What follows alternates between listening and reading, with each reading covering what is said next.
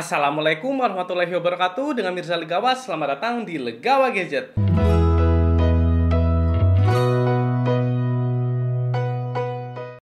Sebelumnya jangan lupa untuk klik tombol subscribe untuk support channel Legawa Gadget. Terima kasih.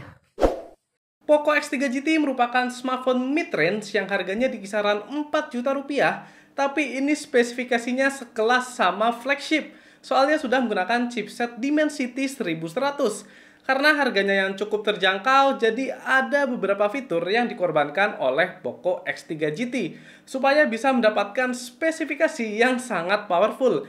Kira-kira apa saja untuk fitur yang dikorbankan? Apakah cukup jadi kendala untuk teman-teman gadget atau mungkin jadi deal breaker untuk membeli Poco X3 GT ini? Maka dari itu di sini saya ingin membahas mengenai 5 kekurangan dari smartphone Poco X3 GT.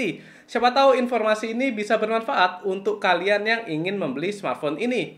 Oke, untuk tahu apa saja kekurangannya, langsung aja kita ke Gadget Review. Kekurangan yang pertama adalah backcase dari Poco X3 GT yang masih terbuat dari plastik. Smartphone Poco sudah cukup biasa ya menggunakan backcase yang terbuat dari plastik. Sepertinya itu adalah strategi dari Poco untuk menekan biaya produksinya supaya tidak terlalu tinggi. Soalnya yang kita tahu untuk smartphone Poco itu biasanya spesifikasinya selalu ada di atas rata-rata dari harganya. Tapi dengan backcase plastik ini membuat Poco X3 GT sangat mudah berjamur dan timbul baret-baret halus. Jadi untuk kalian yang mau beli secondnya harus lebih teliti untuk melihat backcase-nya. Kalau mau aman, saran saya langsung aja dikasih garskin sejak awal beli supaya terhindar dari jamur ataupun baret-baret halus. Kekurangan yang kedua adalah layar di Poco X3 GT yang masih IPS LCD. Lagi-lagi smartphone Poco masih setia dengan layar IPS LCD, yang dimana harga sudah tembus 4 juta, tapi sangat disayangkan layarnya masih IPS. Ciri-ciri layar IPS yang membuat kesan premium di smartphone berkurang adalah adanya bayang-bayang hitam di sekitar punch hole-nya. Jadinya agak kerasa kurang mantap ya kualitasnya. Kekurangan yang ketiga masih ada di sektor layarnya, yaitu brightness di Poco X3 GT yang sedikit agak redup. Brightness di Poco X3 GT kalau kita bandingkan dengan pendahulunya yaitu Poco X3 Pro ternyata sedikit lebih redup.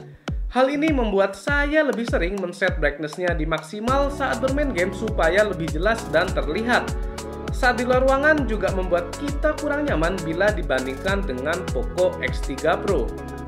Untuk kekurangan yang keempat adalah absennya slot microSD di Poco X3 GT. Poco X3 GT support dual SIM tapi tidak support hybrid, sehingga kita tidak bisa menambahkan kartu microSD di smartphone ini.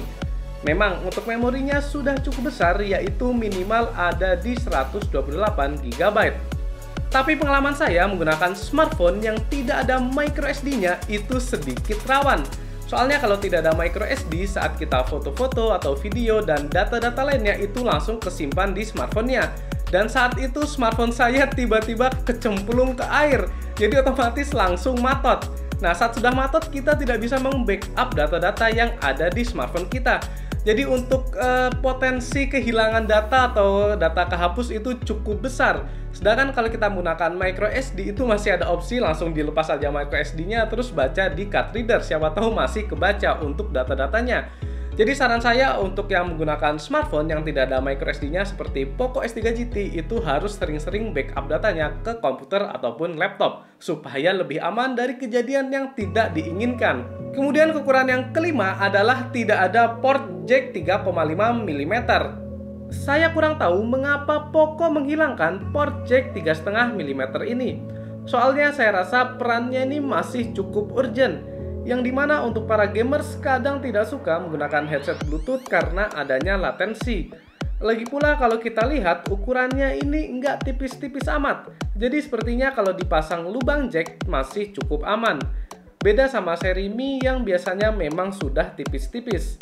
Tapi untungnya dalam paket pembelian kita sudah diberikan converter dari Type-C to jack 3,5 mm, jadi harus selalu dibawa-bawa dan jangan sampai hilang. Baik, bagaimana dari 5 kekurangan Poco X3 GT yang sudah saya sebutkan? Kalau saya pribadi agak kurang sreg sama hilangnya jack 3,5 mm di Poco X3 GT. Soalnya berdasarkan pengalaman saya pribadi saat menggunakan Mi itu juga tidak ada 3,5 mm-nya. Jadi kemana-mana saya harus membawa konverternya dan itu kurang praktis. Tapi kalau untuk teman-teman yang merasa dari 5 kekurangan yang sudah saya sebutkan itu tidak menjadi kendala, smartphone ini sudah sangat recommended. Oke, cukup sekian untuk gadget review 5 kekurangan dari Poco X3 GT.